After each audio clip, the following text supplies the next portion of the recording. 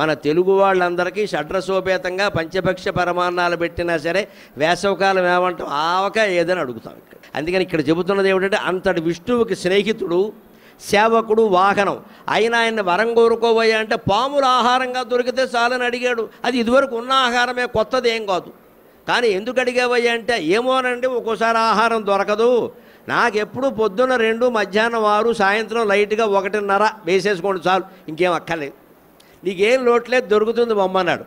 అప్పుడు ఒక మాట అడిగాడు విష్ణువు ఆయన్ని. అవునయ్యా నాకు కూడా అనుమానం వచ్చి అడుగుతున్నా, క్షీరసాగర మథనం జరిగింది, లక్ష్మీదేవి వచ్చింది, ఏం చేయాలంటుంటే నేనే వెళ్ళి నీ పెళ్లి చేసుకుంటానన్నాను.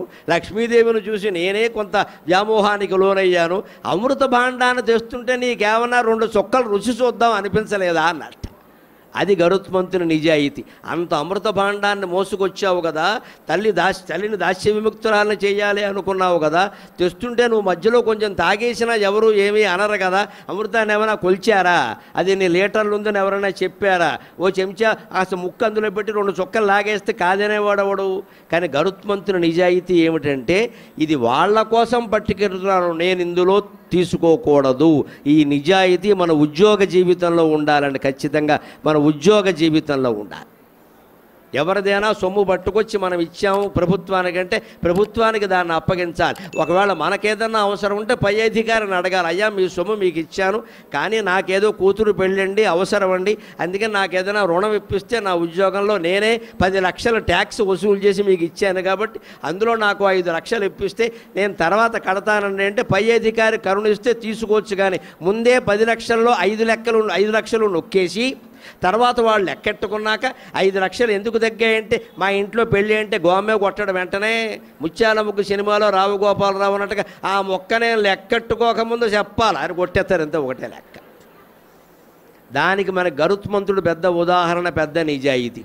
ఎవరైనా మనకి డబ్బు తెమ్మని కానీ, బంగారం తెమ్మని కానీ, రత్నాలు తెమ్మని కానీ, ఏదైనా విశేషమైన పదార్థం తెమ్మని కానీ చెబితే మనం ఒప్పుకుంటే తేవడానికి వెళ్ళిన ఛార్జీలు మాత్రమే మనం తీసుకోవాలి. అది కూడా అందులో మినహాయించుకోకూడదు, ఆయన్ని విడిగా అడగాలి, మనం కట్ చేసుకోకూడదు వాటిని. ఈ డబ్బు పట్టుకెళ్ళి ఆయనకి ఇచ్చేసి తర్వాత ఆయన ఇచ్చిన దాన్ని మనం పుచ్చుకోవాలి. అలా పుచ్చుకుంటే మనం కూడా గరుత్మంతుల్లాగా ఉండగలుగుతాం. వాహనమగు గరుడు హరికి సఖుడును, వాహనమగు గరుడు దొరకినమృతంబు సురలకు మరలనిచ్చి, దొరకినమృతంబు సురలకు మరలనిచ్చి, అగులుగూడుగా వరముననడిగి కొనడే, అగులుగూడుగా వరముననడిగి కొనడే, అమృతమైనను సమమే అమృతమైనను చవుల జాత్యన్న సమమే అంటాడు.